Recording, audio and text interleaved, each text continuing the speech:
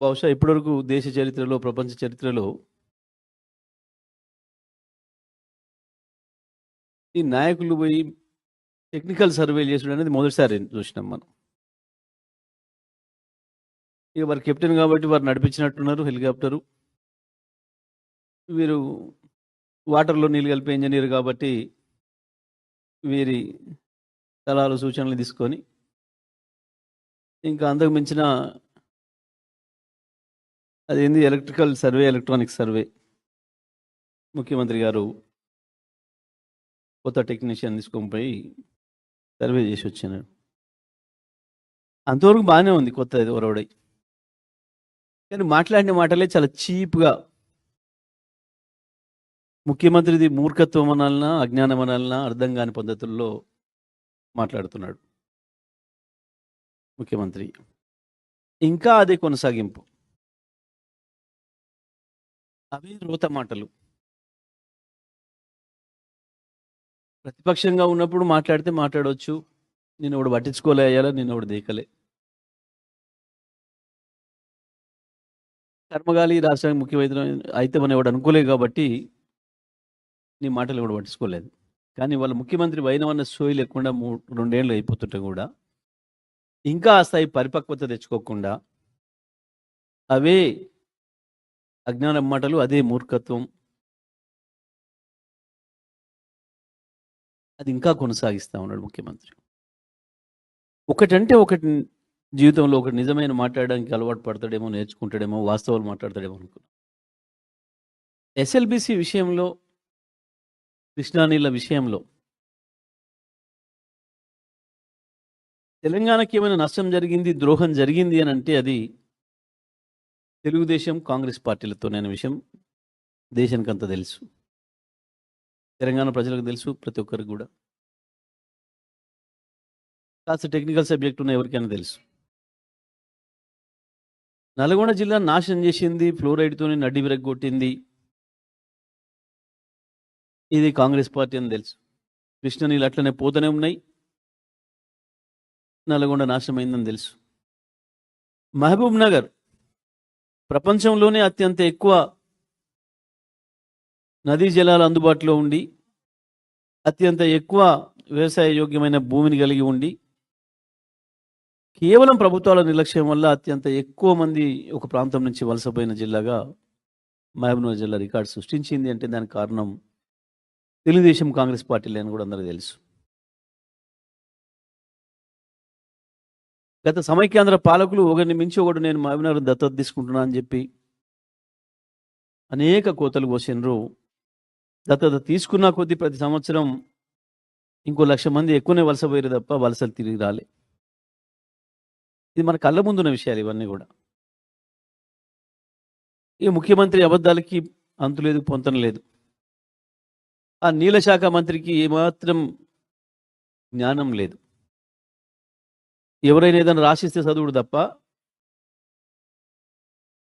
ఆయనకు ఈత అంటే భయం, ఇరిగేషన్ సబ్జెక్ట్ అంటే భయం. రాసిచ్చింది చదవడం తప్ప ఇంకోటి అలవాటు చేసుకోవట్లేడు ఉత్తమ్ కుమార్ రెడ్డి గారు కూడా.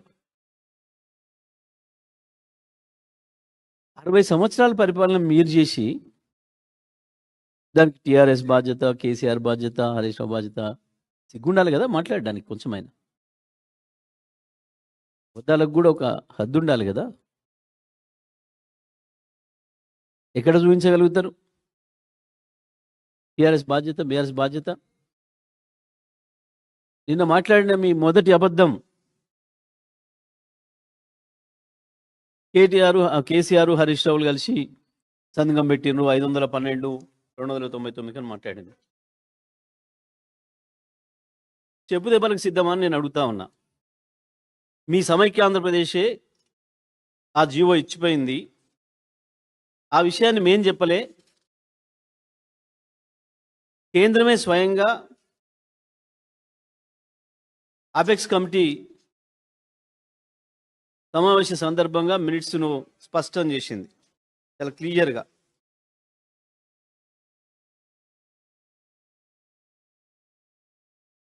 రెండు 2013లోనే ప్రాజెక్టుల వారీగా నీళ్ళు కేటాయిస్తున్నాం, ఈ రకంగా తెలంగాణ ఆంధ్రప్రదేశ్లు విడిపోతే కూడా ఇబ్బంది లేకుండా అని చెప్పి చెప్తూ మోసం చేస్తూ తెలంగాణను ఆనాటి సమైక్య ఆంధ్రప్రదేశ్లో ప్రాజెక్టుల వారీగా రాసిచ్చింది.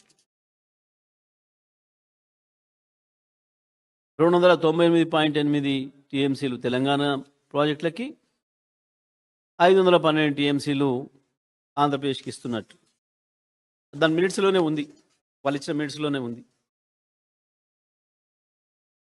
ఆ తర్వాత అనేక వేదికల మీద కేసీఆర్ గారు వ్యతిరేకిస్తూ మా వాటా 713 రావాలి, నిగర జలాలు మిగిలిన జలాలు మొత్తం కలిపి మా కృష్ణాలో 713 టీఎంసీలు రావాలి అని చెప్పి ప్రతి వేదికలో కొట్లాడి ట్రిబ్యునల్ వెయ్యాలి మాకు ప్రత్యేకంగా. ఆనాడు కేవలం ఆంధ్రప్రదేశ్, మహారాష్ట్ర, కర్ణాటకలే ఉన్నాయి కాబట్టి మాకు నష్టం జరుగుతుంది. ఇవాళ మేము సొంత రాష్ట్రంగా అయినాం కాబట్టి మా వాటా మాకు రావాలి, దానికి కమిషన్ వేయాలి అని చెప్పి కొట్లాడి వేయించింది కేసీఆర్ గారు. ప్రతి వేదికలో మేము వ్యతిరేకించుకుంటూ వచ్చినాం. ఆ ఇచ్చిన 299 టీఎంసీలను వాడే మొక్కలు కాదు మీరు. దానికి కూడా కేఆర్ఎంబి గత సంవత్సరం లెటర్ రాసింది. ఈసారి 1010 టీఎంసీల నీళ్ళు వచ్చినాయి అందుబాటులోకి. ఆంధ్రప్రదేశ్ వాళ్ళ వాటా 630 టీఎంసీలు అయితే ఇంకా ఎక్కువ వాడుకుంది. ఇప్పటికీ 650 పైన వాడుకున్నారు ఆంధ్రప్రదేశ్. మీ తెలంగాణ ముఖాలకి 250 కూడా వాడలేదు, ఇంకా మీవే ఉన్నాయి, ఇంకా 66 టీఎంసీలు వాడుకోండి అని చెప్తే కూడా నాగార్జున సాగర్ ఎడమ కాలువ కింద పంట పొలాలు ఎండబెట్టారు తప్ప నీళ్ళు మీ ముఖాలకి. ఇంత చేతగా దద్దమ్మలు మీరు కేసీఆర్ అన్యాయం చేసిన మాట. ఎప్పుడు ప్రారంభమైన ప్రాజెక్టు? ఎవడున్నాడు? 1983లో 83లో మొదలుపెట్టి పురుగులు భయపడతాయని వంకబెట్టి, నిజమే ప్రపంచంలో ఎక్కడ లేని టెక్నాలజీ, ఇంకా సిగ్గులేక ఇయ్యాల సంకలు గుద్దుకుంటున్నారు ప్రపంచంలో ఎక్కలేని టెక్నాలజీ తెచ్చినామని. అవి ప్రపంచంలో ఎక్కలేని టెక్నాలజీ తెచ్చి పొక్కలు దూకింది, అయిపోయింది, రాకుండా బయటికి. చచ్చిపోయిన శవాలను తీసే ముఖాలు కూడా కావు, మీకు సిగ్గు లేకుండా ఇంకా మాట్లాడుతున్నారు. ఇక్కడి వాళ్ళు కారు కాబట్టి పాపం ఆ కార్మికులు, ఆ కుటుంబాలు మీడియాకు అందుబాటులో లేరు కాబట్టి బతికిపోతున్నారు. అసలు ఎట్లా నిద్రపడుతుంది? గంత ద్రోహం చేసి ఇవాళ ఏదైతే సర్వే చేసినామని చెప్పి గొప్ప చెప్పుకోవడానికి పోయినరో ఈ మునగన్ టెక్నీషియన్లు, ఆ సర్వే చేసిన తర్వాత మాత్రమే తేవాల్సి ఉండే ఈ టెక్నాలజీ. వాస్తవానికి ఆ సర్వే జరిగిన తర్వాత మాత్రమే ఎక్కడి నుంచి వెళ్ళి పోవాలి సొరంగం అనేది నిర్ణయం చేయాల్సి ఉండే. ఏ సర్వే లేకుండా, ఏది లేకుండా కేవలం ఆనాడు కమిషన్లకు కక్కుర్తిపడి ప్రపంచంలో ఎవడు పట్టించుకొని టెక్నాలజీని తీసుకొచ్చి పెట్టి, నిజమే 1990 కోట్ల పూర్తి కావాల్సి ఉండే, ఎవడు చేయలే. 2004 మొదలు పెడితే 14 వరకు 10 ఏళ్లలో మీరు దొవ్వింది ఎంత? 22 కిలోమీటర్లు. ఎందుకో పూర్తి కాలేదు. వాస్తవానికి దానికి పెట్టిన సమయం 5 ఏళ్ళే, ఎందుకో కాలేదు. అందుకనే మీ సక్కదనాల టెక్నాలజీ వల్లనే కాలే.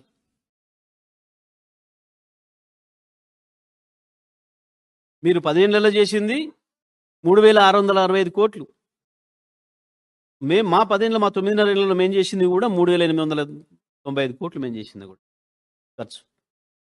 అసెంబ్లీలోనే మీ అందరిని పిలిచి జానారెడ్డి గారిని ప్రశ్నించండి, ఒకసారి అడగండి ఎవరైనా. జానారెడ్డిని, ఇయాలటి వాటర్ నీళ్ళ మంత్రిని అందరిని కలుపుకొని పిలిచే సమావేశం పెట్టి, ఉత్తమ్ కుమార్ రెడ్డిని అందరి సమక్షంలోనే కాంట్రాక్టర్ వాడు దివాలు తీసిండు, వాడు చేసేటట్లేడు, వాడిని తీసి ఇంకొని పెట్టేటట్లేదు, అందులో ఇరికిచ్చిండ్రు. మెషిన్ ఎట్లా ఇరికిచ్చిండ్రో కాంట్రాక్ట్ కూడా ఎట్లా ఇరికిచ్చిండ్రు. మీరు ఏం చేయాలో చెప్పండి అంటే మొబిలైజేషన్ అడ్వాన్స్ ఇవ్వండి అని చెప్పి మీరు మీ నోటితో చెప్తేనే ఇచ్చినాం. కరెంటు ఖర్చు అవుతుంది, సిగ్గు లేదు మాట్లాడడానికి.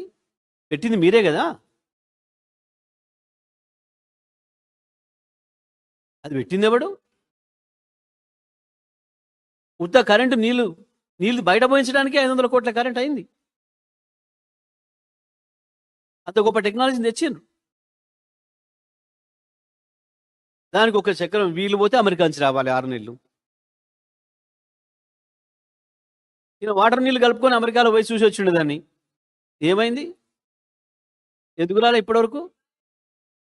ఎందుకు పని జరుగుతలేదు అటువైపు నుంచి? ఇటు కూలిపోయింది, అటువైపు నుంచి ఎందుకు జరుగుతలేదు? ఎవరిని మోసం చేస్తారు? ఎవరిని దగా చేస్తారు? పోతే పోయొచ్చారు, షోక్కు తిరగబోద్ది అవుతుంది, తిరిగిండ్రు. సిగ్గుమాలిన మాటలు ఎందుకు? ముఖ్యమంత్రి సోయి లేకుండా గంతెందుకు ఇవ్వాలా? ఇవాళ మీరు అందరూ దయచేసి ఒక్కసారి పోయి చూసిరండి. మీకు అక్కడ ఉండే మీ రిపోర్టర్లు అందరు ఉన్నారు. ఇవాళటికి కూడా మా ఉదయ సముద్రంలో నీళ్ళు లేవు, నల్గొండలో ఇవాళటికి కూడా. ఎన్ని వందల టీఎంసీలు పోయినా ఇప్పటికి సముద్రానికి. మునగాని మంత్రులు ఇద్దరు జిల్లాలో నవ్వుకుంటున్నారు ప్రజలు. ఇప్పుడు చరిత్రలో మనం చూడంగా ఇన్ని నీళ్ళు ఎప్పుడు పోలే సాగర్ నుంచి. ఇన్ని రోజులు గేట్లు ఎత్తిన సందర్భం లేదు ఎప్పుడు కూడా మనకు తెలిసిన చరిత్రలో. నీళ్ళు పోతూనే ఉన్నాయి, సముద్రం పాలు అయితేనే ఉన్నాయి. ఈ మునగాండ్లు పోటీపడి పోయి పూజలు చేసి లేపారు సముద్రానికి నీళ్ళు వదలడానికి. కానీ ఎస్ఎల్బీసీకి నీళ్ళు తేలే, ఏఎంఆర్పీకి నీళ్ళు తేలే. ఇప్పటివరకు కూడా ఉదయ సముద్రం సగం ఎండిపోయే ఉంది. ఏంటిది కారణం అంటే ఒక మోటార్ కాలిపోయిందట. దిగ్గనిపించాలి కదా. మోటార్ కాలిపోతే ఒక్క పూటలు వస్తుంది, నీళ్ళు పోతే మళ్ళీ రావు కదా. ఒకటి పోతే ఇంకో కొత్త మోటార్ తెచ్చిపెట్టు.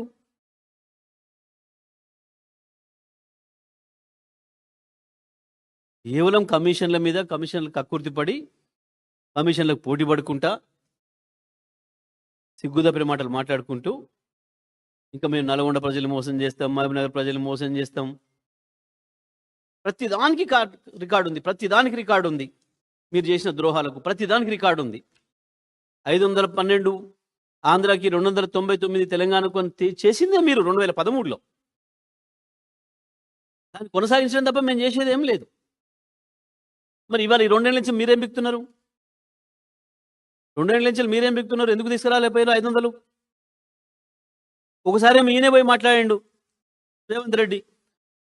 500 గుండుగితగా మాకిచ్చి మొత్తం నువ్వు తీసుకుపో అని మాట్లాడిండు. బుద్ధునోడు ఎవడు మాట్లాడాడు ఆ మాటలు? అట్లా చిల్లర మాటలు. నేను అంగట్ల పేరమా? అసలు నువ్వెవడు ఆ మాట చెప్పడానికి?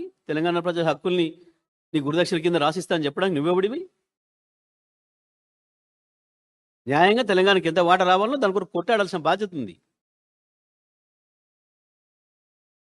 500 మాకిచ్చి గుండుగుతా తీసుకపో, గోదావరిలో ఎంత తీసుకపో, ఇక్కడ ఎంత తీసుకపో. నీ చీకటి ఒప్పందాలతో నీకు ఇస్తే ఇచ్చిండొచ్చు ఏదైనా పదవికి పైసలు చంద్రబాబు. కానీ తెలంగాణ ప్రజలకి ద్రోహమే చేసిండు ఎప్పుడైనా. గోదావరిలో కానీ కృష్ణలో కానీ ఒక చుక్క నీళ్ళు అదనంగా ఇవ్వడానికి నీకు హక్కు లేదు. గురుదక్షిణల కింద నువ్వు చంద్రబాబుకి ఏమన్నా ఇచ్చుకోవచ్చు, చీకట్ల మోడీకి ఏమన్నా ఇచ్చుకోవచ్చు.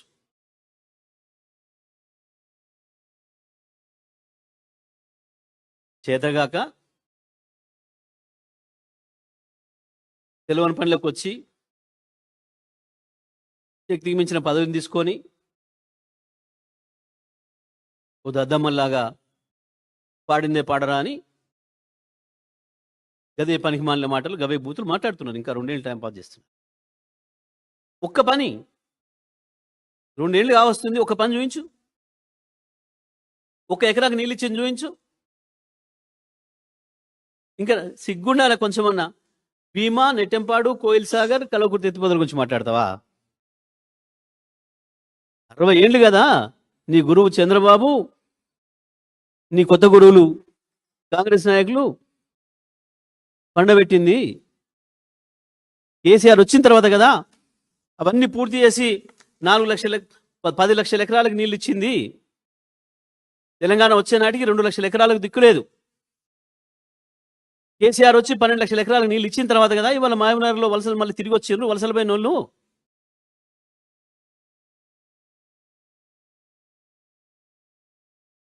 కేసీఆర్ వచ్చి ఆ నీళ్ళు తెచ్చి ఇచ్చినాక కదా నల్గొండ నుంచి ఫ్లోరిన్ పారదోలింది. నాశనం చేసిపోయి తెలంగాణను ప్రతి సందర్భంలో అమ్ముడుపోయి ఆంధ్రప్రదేశ్లో ఉన్ననాడు అమ్ముడైపోయినరు. బీఫామ్ల కొరకు వాళ్ళ బూట్లు నాక్కుండా తిరిగినరు. ఇవాళ మళ్ళా పదవులు నిలబెట్టుకోవడం కొరకు వాళ్ళ కాలు మొక్కి చీకట్లో పైరవులు చేసుకొని మోడీ దగ్గర మీ బతుక్కు పదవుల పైరవీలు, పైసల పైరవీలు తప్ప ఇంకొకటి రావు మీకు. ప్రజలకు నీళ్ళు ఇచ్చే సోయండి మీకు పనిచేస్తున్నారు. అయినా ఇంకోటన్నా నవ్వుకుంటడం సోయి కూడా ఉండదు. ఇంకోటన్నా పరిచయాలతో అయితే గీతే పెళ్లి సంబంధాలు కుదురుతాం కానీ పరిచయాలతోనట ఎవరు పైలట్లు పట్టుకొచ్చిండట. మంత్రి పరిచయాలతో పైలట్లను పట్టుకొస్తే వాడు సర్వే చేస్తాడట. సిగ్గుందా ఏమన్నా మాట్లాడడానికి? పాలసీలతో వస్తాయి కానీ ప్రపంచంలో టెక్నాలజీ ఎక్కడున్నా ప్రభుత్వాలు తెచ్చుకోవాలనుకుంటే నిమిషాల మీద తెచ్చుకుంటాయి. అని పరిచయం ఉంది కాబట్టి వాళ్ళని పట్టుకొచ్చి మెహర్బానా ఆయనకు పరిచయాలు ఉన్న పట్టుకొచ్చి ఆయన అవి చేయించిండు. నీకు పరిచయాలు ఉన్న వాళ్ళు ఎవరు? వాడు ఉండే కదా దొంగ జైలు ఉన్నాడు. జైలల్లో జేబు దొంగలు హత్యలు చేసిన వాళ్ళ పరిచయాలు నీకున్నాయి. నువ్వు ఈ పని చేస్తున్నావు అన్నట్ట. దొంగ అనుకుండే పరిచయాలు అవి కాబట్టి మిలిటరీ వాళ్ళు పైలట్లు కాబట్టి ఆయన పట్టుకొచ్చి అవి తిప్పుతున్నాడు. నీకు చెంచల్గూడ జైల్లో, చెర్లపల్లి జైల్లో నీ పరిచయాలతోని తెలంగాణ ప్రజల జేబులు కొట్టే పని చేస్తున్నావు అన్నట్ట. ఆయన ఇంకొక ఆయనకుండే పరిచయాలు నీళ్లు వాటర్తో పరిచయాలు ఉన్నట్టు ఆయన ఆ పనిలో ఉన్నట్టున్నాడు. వాటర్ నీళ్ళతోని ఒకటి పరిచయాలతో వాళ్ళు పనిచేస్తారు అన్నట్టు. పాలసీల ప్రకారం పనిచేయరు,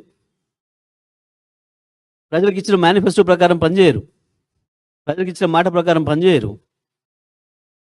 పరిచయాలు ఏం పరిచయాలు ఉంటే ఆ పరిచయాల పనులు చేస్తారు అన్నట్టు. గిదా ఒక ముఖ్యమంత్రి నుంచి వచ్చే మాటలు.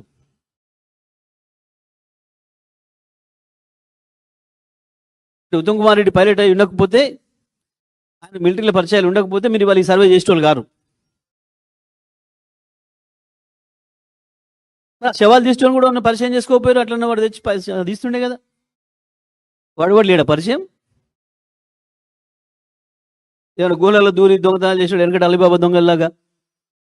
పరిచయాలు ఏమైనా పెంచుకుంటే వాళ్ళు కూడా వద్దురుగా తెస్తానికి.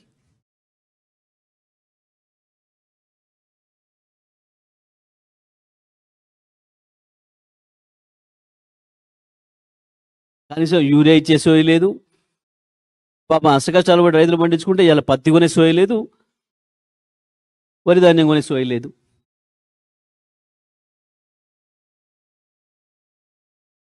పోలీసులను పెట్టి నడుపుతాం అనుకుంటున్నావు. అవుతుంది పనిగా. మొదలవుతుంది రైతుల్లో తిరుగుబాటు. ఇక మీరు ఆపలేని స్థితికి వస్తుంది. మీ నిర్లక్ష్యం ఇట్నే ఉంటే మీరు కేవలం కమిషన్లు పంచుకునే దందల్ని మీరు ఉంటే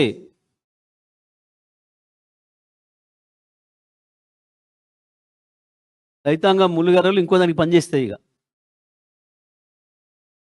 ఎంత సోయి లేకుండా ప్రభుత్వాన్ని నడుపుకుంటూ ఇంకా చేసింది దాకా గొప్పకు 6 శవాల్ని బయటికి తేలేని పనికి మళ్ళీ సన్నాసులు కేసీఆర్ గురించి వెళ్ళి హరీష్ రావు సంతకం మీ డాడీ పెట్టి చూపిస్తావు. హరీష్ రావు సంతకం చూపించి ఎక్కడ చూస్తావో.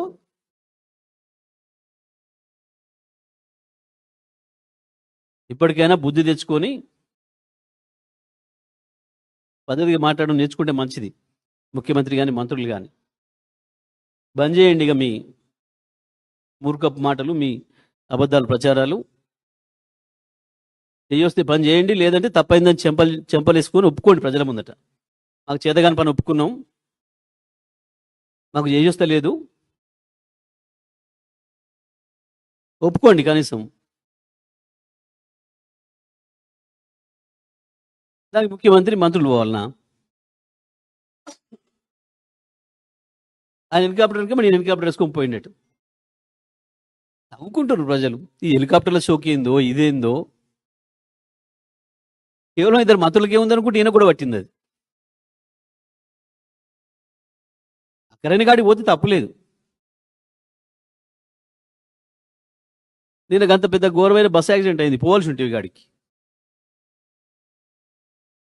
ముఖ్యమంత్రి కాబట్టి నీ బాధ్యత. కనీసం ట్రాన్స్పోర్ట్ మంత్రి కూడా వినట్లేడు.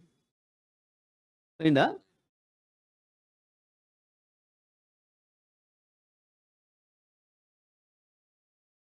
ఇంత గొప్పగా ఉన్నాయి మీ పనులు. ఇప్పటికైనా అబద్ధాలు మాని వాస్తవాలు ఒప్పుకొని చెంపలేసుకొని ముఖ్యమంత్రి తెలంగాణ ప్రజలకు క్షమాపణ చెప్పాలి. ఇరిగేషన్ ప్రాజెక్టుల మీద మీరు చేస్తున్న ద్రోహానికి, కనీసం వాళ్ళ 6 శవాలను తీయలేని మీ పనికిమాలిన చేతగాని పరిపాలనకు ప్రజలకు క్షమాపణ చెప్పాలి.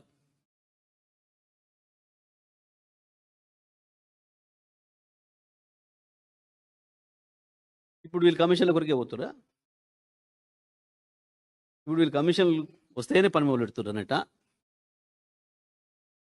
అయాలు ఎస్ఎల్బీసీ మొదలు పెట్టినాడు కూడా కమిషన్ల కొరికే మొదలు పెట్టినట్ట. వాళ్ళకు కూడా వర్తిస్తాయి కదా. ఏ పని చేసినా దాని కొరికే అంటే అది వర్తిస్తుంది కదా.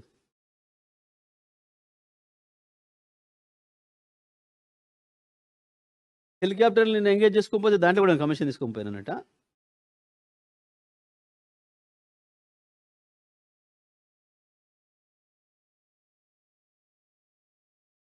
ఏంటి వాటరా నీళ్ళ ఏమిచ్చిండు? నన్ను కలుపుకోవడానికి ఏమైనా ఇచ్చిండా? సిగ్గుండాలో మాట్లాడా కొంచెం. ప్రజలు నవ్వుకుంటున్నారు ఆడ. కనీసం ఉదయ సముద్రానికి నీళ్ళు నింపచ్చేదగాని వెదవులు 100 టీఎంసీలు సముద్రం పాలవుతుంటే ఏడిచ్చిండు. దేనికి ఇచ్చిండు? వీళ్ళ సాటింగ్ ఇచ్చిండా రాత్రిపూట? ఢిల్లీ పంపేదాంట్లో వీళ్ళకేమైనా పంపిండా? ప్రజలకు తెలిసి ఏమి ఇక్కడే ఇయ్యలే.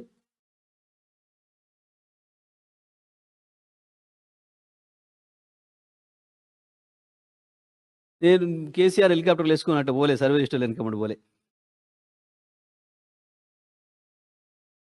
కేసీఆర్ వీళ్ళలాగా టైంపాస్కి తిరగలే. ప్రతి క్షణాన్ని తెలంగాణ అభివృద్ధి కొరకు ఉపయోగించిండు, ప్రతి నిమిషాన్ని, ప్రతి క్షణాన్ని. కాబట్టి గంత అద్భుతమైన పంట పండించిండు. ప్రపంచం, భారతదేశంలో నెంబర్ 1 చేసిండు తెలంగాణను. చివరిలో ఉన్న దాన్ని తీసుకొచ్చి నెంబర్ 1 చేసిండు అన్ని రంగాలలో. కానీ ప్రాజెక్టులు పూర్తి చేసిండు. 1 కోటి ఎకరాల నుంచి 2.5 కోట్ల తీసుకొచ్చిండు వ్యవసాయం భూమిని.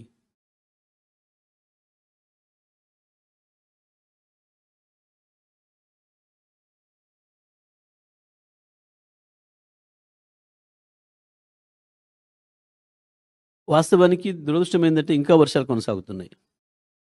ఇప్పుడు నేను నల్గొండ నుంచి వస్తుంటే కూడా మళ్ళీ భారీ వర్షం ఉంది. అటు చూస్తేనే బాధ కలుగుతుంది రైతుల్ని. ఎక్కడికి వెళ్ళినా, ఏ కొనుగోలు కేంద్రంలో చూసినా మొలకెత్తని రాశి లేదు, ధాన్యం రాశి. ఒక్కొక్క రైతు 45 రోజుల నుంచి తీసుకొచ్చి పెట్టుకున్నాడు. 45, 40, నెల, 25, 20, 10, 15 రోజుల నుంచి పెట్టుకున్నామని చెప్పి చెప్తున్నారు ఒకరొకరు.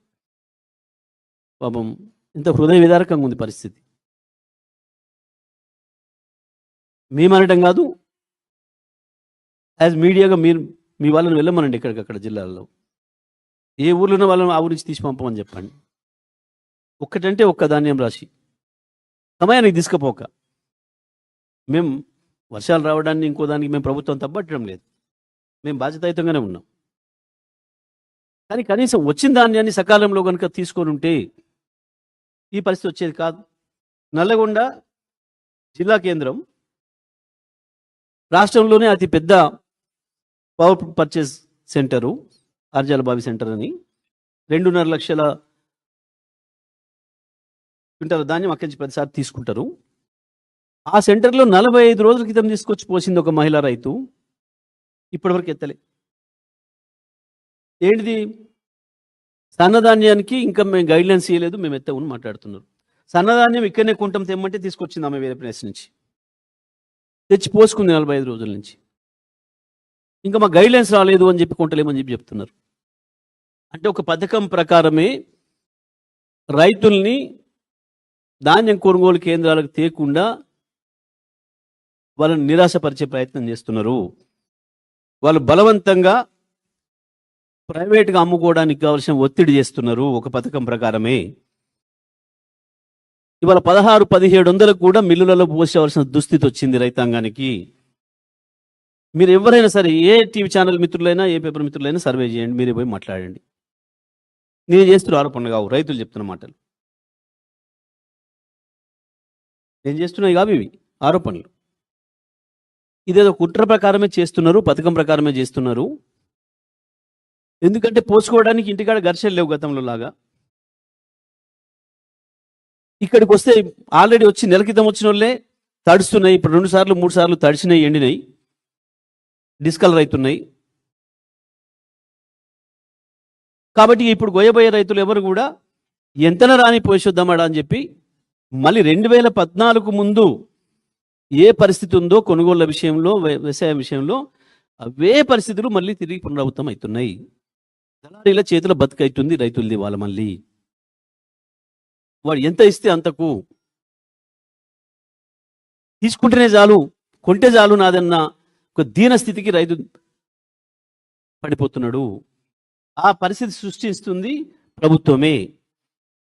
ఇది కేవలం మిల్లర్లు, దళారీల దగ్గర డబ్బులు తీసుకొని రైతుల్ని కషాయ వల్లలాగా వాళ్ళకి అప్పచెప్పినరు.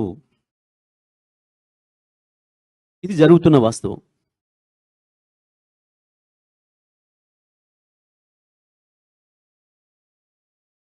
పత్తిది అదే పరిస్థితి, వరి ధాన్యంది అదే పరిస్థితి. పత్తి మిల్లులు అయితే రేపు నుంచి బందే పెడుతున్నామని చెప్పాను. ఒక దిక్కు కళాశాలలు బంధు, ప్రైవేట్ కళాశాలలు బంధు. వాళ్ళ జీవితాలు ఏందో అర్థం కావట్లేదు. పిల్లలు పరీక్షలు, ఒక దిక్కు పరీక్షలు ప్రారంభమవుతున్నాయి.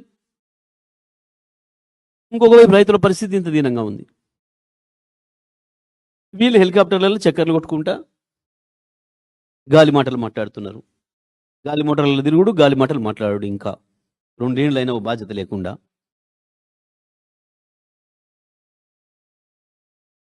ఎవరికి పట్టింపు లేదు. మిల్లర్ల మించి మాట్లాడినోడు లేడు.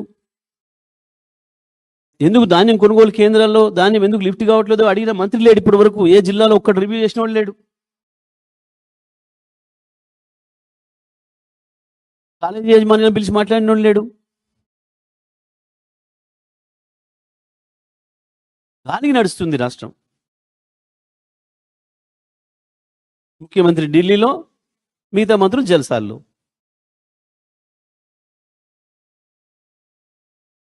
పాపం ఇప్పటికీ 150 మందిని పొట్టన పెట్టుకున్నాడు విద్యాశాఖ మంత్రి. పసిపిల్లల్ని గురుకుల పాఠశాలల పేరు మీద తీసుకుపోయి. వాస్తవానికి పూర్తి ప్రభుత్వ బాధ్యత. మన సంరక్షణలోకి వచ్చిందన్నప్పుడు పూర్తి బాధ్యత మనది.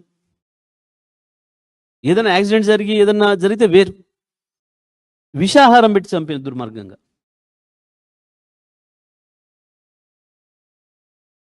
ఇంత నీచమైన ఆలోచనలు ఉండే ప్రభుత్వాన్ని ఎప్పుడు చూడలే మనం. ఇంత నెగ్లెక్ట్గా, ఇంత కేర్లెస్గా, నవి పోదురుగాక నాకేటి అన్న పద్ధతుల్లో నడుపుతున్నారు పరిపాలన. ఇప్పుడు చూసిన కమిషన్ల పంచాయతీ, కమిషన్ల దందాలు, మంత్రుల మధ్యన పంచాయతీలు తప్ప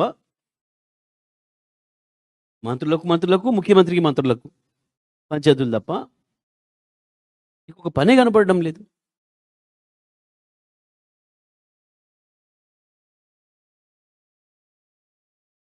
చేస్తున్నది ఏదైనా ఒక డిపార్ట్మెంట్ పని అని అంటే కేవలం ఒకే ఒక్క పోలీస్ డిపార్ట్మెంటు. అది కూడా పూర్తి నిబంధనలకు వ్యతిరేకంగా, చట్టాలకు అతీతంగా, చట్టాలను లెక్క పెట్టకుండా, చట్టాలను చేతిలోకి తీసుకొని ఇట్లాంటి ఏమైనా ప్రశ్నిస్తే సోషల్ మీడియాలో కేసులు, సోషల్ మీడియా యాక్టివిస్టుల మీద కేసులు, లేదా ప్రతిపక్ష పార్టీ కార్యకర్తల పైన కేసులు. ఒక్క దాంట్లోనే అభివృద్ధి ఉంది మొత్తం తెలంగాణ రాష్ట్రంలో ఈ 2 ఏళ్ల నుంచి. నేను చెప్పలేదు, పోలీస్ కమిషనర్లే ప్రకటించారు. ఏం అభివృద్ధి జరిగింది కాంగ్రెస్ ప్రభుత్వం వచ్చిన తర్వాత ఈ రాష్ట్రంలో అంటే 50% క్రైమ్ అభివృద్ధి చెందింది. కేసులు, క్రైమ్ పెరిగింది, కేసులు పెరిగినాయి. ఫాల్స్ కేసులు పెరిగినాయి.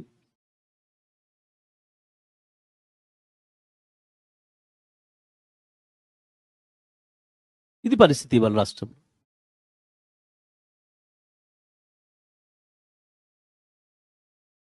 చేసుకొని వాళ్ళు కూడా చేసారు కదా నిన్నటి సర్వే వన్ మీద పెట్టుకుంటారు. మాకేం సంబంధం? సర్వే చేసిందోడో పెట్టేటోడోడో. సర్వే మేమేం చేయలే. మస్తు ఉన్నాయి సర్వేలు చేసే సంస్థలు చాలా చేస్తున్నాయి. మాకేం సంబంధం లేదు కదా. వాళ్ళే చేసిరా మేము అనుకుంటున్నాం. వచ్చింది కూడా వాళ్ళకి సంబంధించిన టీవీ, మంత్రి టీవీలోనే వచ్చింది. మాకెమెరికా ఆ టీవీ మీద కేసు పెట్టి లోపడేస్తామా? ఎవడొద్దన్నాడు? మేమేం అడిగినామా? మేము పెట్టలే, మేము అడగలే, మేము చేయలే. సంబంధం లేదు ముచ్చటది.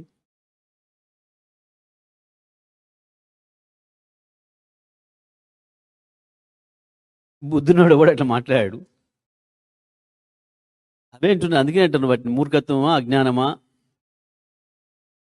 దానికి పరాకష్టంగా దానికి కొత్త పదం ఏం లేదు. ఇప్పుడు వెతకాలి. ఇప్పుడు ఏమైనా ఉంటే ఈయన కొరకే వెతకాలి ఇంకో పదాన్ని. చేస్తుడు మనం ఒకటి పథకం రద్దు ఇవాళ ప్రకటించాను. ఇవాళ ఇది ఆపేస్తున్నాం, ప్రకటించమని ఒకటి చూద్దాం. జూబ్లీహిల్స్ ఓడిపోయేది ఖాయం కాంగ్రెస్. తెల్లారే చూస్తాం ఎన్ని పథకాలు రద్దు చేస్తాడు. పనికి మాలిన మాటలు, చేతగాని మాటలు. ఒకటి మాట మీద నిలబడే లక్షణం లేదు. ఎవడో మాట్లాడతాడా అట్లా? గత పెద్ద బాధ్యతలు ఉన్నోళ్ళు.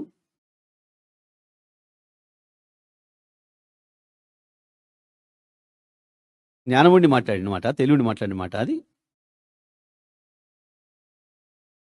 మూర్ఖత్వం, అహంకారం పరాకాష్ట. అధికారం ఉందనే అహంకారానికి పరాకాష్ట ఆ మాట. ఎవడబ్బ సొత్తు కాదు. ఒకసారి ప్రజలకి ఒక సంక్షేమ పథకం ప్రారంభమైందంటే అది వాళ్ళ హక్కు అవుతుంది. ఆయన కాదు, ఆయన తాత ఇంకోటి వచ్చిన్నా కొనసాగించాలి. అది ఆయన ఇళ్ళకెళ్ళి తెచ్చియాలి. బంద్ చేస్తానికి కొండారెడ్డిపల్లి వ్యవసాయం చేసి తెచ్చియాలి వాళ్ళకి. ప్రజల హక్కు అది.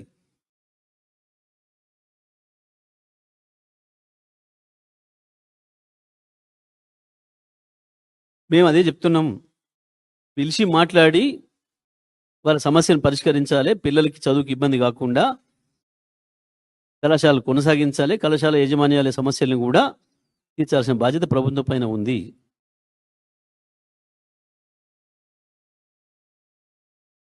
పిల్లలకు సమస్య అవుతుంది, చదువులకు సమస్య అవుతుంది, కళాశాల యాజమాన్యాలకు కూడా సమస్య అవుతుంది.